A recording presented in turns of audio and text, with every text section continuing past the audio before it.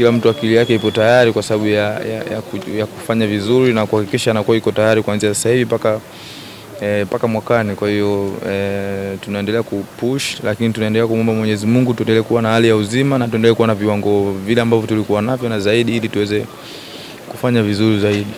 Imekuwa ni mashindano ya aina mpya kwa upande wa FIFA wakiwa wameintroduce.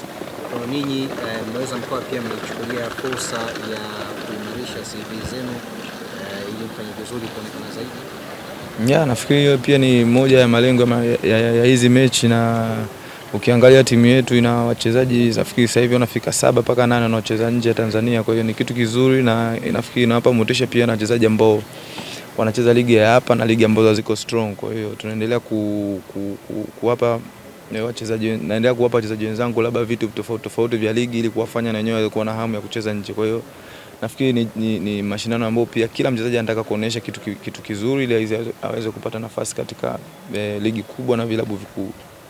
Mashabiki una nini cha kuambia sasa kuelekea katika mashindano ya FIFA Series? Licha ya kwamba ni mashindano hayako katika mpango rasmi labda wa awards, lakini mashabiki bado wanategemea kitu kikubwa kutoka kwa hatuchukuli kama friend match kama tulivyoendelea kusema awali.